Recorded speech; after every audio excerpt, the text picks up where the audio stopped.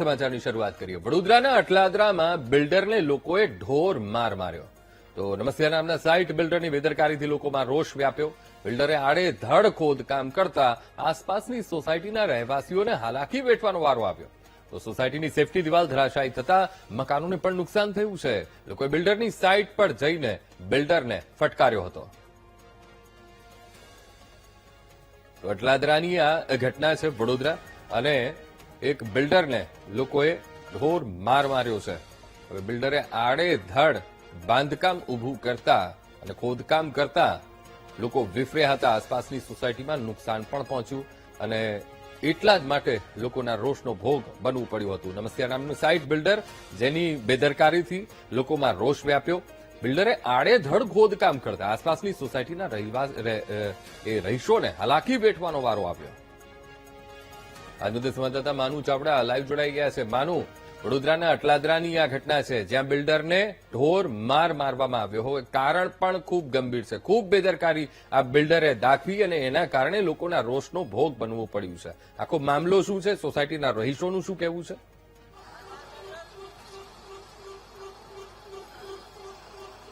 અંકુર, આખો મામલો છે સુરતમાં જે ઘટના બની હતી એના જેવો જ આ મામલો છે, કારણ કે બિલ્ડરે જે રીતે ખોદકામ કર્યું એના કારણે જે સોસાયટીની દિવાલ છે એ પણ તૂટી પડી। અહીંયા હું વાત કરી રહ્યો છું પ્રમુખ સ્વામી તીર્થ સોસાયટીની। આપ આ દ્રશ્યો જોઈ રહ્યા છો કે જે રીતે મકાનો અત્યારે જર્જરિત થઈ ગયા એવી હાલત છે, કારણ કે મકાનના પાયા છે ખુલ્લા થઈ ગયા છે। બિલ્ડરે બનાવેલી જે પ્રોટેક્શન વોલ છે એ ગઈકાલે તૂટી પડી અને એના કારણે સોસાયટીના લોકોનો આક્રોશ પણ હતો। આખી વાત એવી છે કે અઠવાડિયાથી જે મકાન માલિકો છે રજૂઆત કરી રહ્યા હતા બિલ્ડરને, પરંતુ તેમ છતાં બિલ્ડરે ન માન્યું। નમસ્યા નામની આ સાઇટ છે અને બિલ્ડરની બેદરકારીના કારણે અત્યારે આ લોકોને મુશ્કેલી પડે એવી સ્થિતિ અત્યારે સર્જાઈ છે। ગઈકાલે આખો જે મામલો હતો, સાહેબ આપનું પણ મકાન છે, શું ઘટના થઈ, કેટલી રજૂઆત કરી, તેમ છતાં બિલ્ડરની? હું પ્રમુખ સ્વામી તીર્થમાં C19 નંબરનું મારું મકાન છે। બિલકુલ આ લોકોની સાઇટને અડીને આવેલું છે અને આ લોકોનું કામ છેલ્લા એપ્રિલ 2025 થી ચાલુ થયેલું હતું। તો એમને આગળના ભાગમાં બધું કર્યું। જયારે આ દિવાલનું જયારે કામ આવ્યું ત્યારે છેલ્લા અઠવાડિયાથી કામ ચાલુ કર્યું હતું।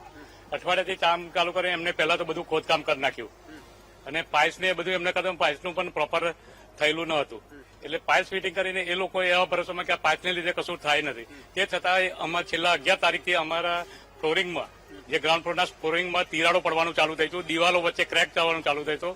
તો એ લોકોને વારંવાર અમને ત્યાં બોલાવીને એમને બતાવતા હતા। તો એ લોકો અમને એવું આશ્વાસન આપતા કે અમારે પ્રોટેક્શન વોલ કર્યું છે, એની લીધે તમારે કશો પ્રોબ્લેમ નહીં આવે, કશો પ્રોબ્લેમ આવશે તો અમે બેઠા છે, એ રીતે અમને વર્બલી દિલાસો આપતા રહ્યા।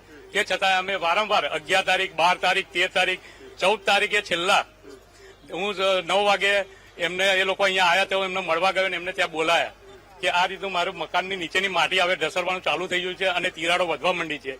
તે છતાં એ લોકો કઈ થાય નહીં, તમે શાંતિથી રહો, તો અમને કશું થાય નહીં। કાલે શું ઘટના બની? એમને બોલાય તો બિલ્ડરને અહીંયા આવ્યો, કારણ કે લોકોમાં આક્રોશ હતો આવા મકાન। હા, એટલે પછી એ લોકો અહીંયા આવ્યા હતા। તે 9 વાગે મારા જોડે 1 કલાક જેવી મીટિંગ પણ થઈ।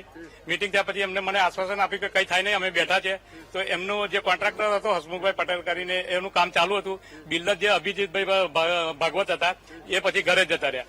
મારે બીજે જગ્યાએ જવાનું હતું, તે હું બહાર નીકળ્યો। જેવો હું અડધો પોણો કલાક 6 કિલોમીટર દૂર જઉં છું તો ત્યાં મને ફોન આવી કે તમારી કમ્પાઉન્ડની વોલ ધરાશાયી થયેલી છે। કમ્પાઉન્ડની વોલ ધરાશાયી થઈ ગઈ। અભિષેક ભાગવત નામનો જે વ્યક્તિ છે એ આ બિલ્ડર છે ને એના દ્વારા કામ કરવામાં આવી રહ્યું છે। એને બનાવેલી પ્રોટેક્શન વોલ તૂટી ગઈ। ત્યાર પછીના આ મકાનના સીધા દ્રશ્યો તમે જોઈ રહ્યા છો કે મકાનો છે જર્જરિત થઈ ગયા છે। આ હાલતમાં સોસાયટીના લોકો અત્યારે જીવના જોખમે રહી રહ્યા છે। કાલથી જયારે આ બિલ્ડરને લોકોએ આક્રોશથી રજૂઆત કરી અને એને જયારે ધક્કે ચડાયો ત્યારબાદ આ કાર્યવાહી શરૂ કરવામાં આવી છે। અત્યારે માટીનું પુરાણ થઈ રહ્યું છે, પરંતુ મકાનના જે પાયા છે અત્યારે જર્જરિત થયા છે એવી હાલત દેખાઈ રહી છે। ખાસ કરીને વડોદરા કોર્પોરેશનની ટાઉન પ્લાનિંગ વિભાગે આની મંજૂરી આપી છે। 2 દિવસથી રજા છે એટલે કોઈ અધિકારીઓ અહીંયા ફરક્યા નથી, પરંતુ આ જવાબદારી હતી કોર્પોરેશન તંત્રની કે આવી રીતે ખોદકામ ન થાય, જે મકાનો બનાવેલા છે સોસાયટીના લોકોને નુકસાન ન થાય એ પ્રકારની કાર્યવાહી કરવાની હતી, પરંતુ સુરતવાળી જ અહીંયા વડોદરામાં પણ થઈ છે। હવે જોવાનું એ રહ્યું કે કોર્પોરેશનના અધિકારીઓ બિલ્ડરના વિરુદ્ધમાં શું કાર્યવાહી કરે છે। જી અંકિત। જી બિલકુલ માનું, સમગ્ર માહિતી સાથે જોડાવા બદલ આપનો આભાર।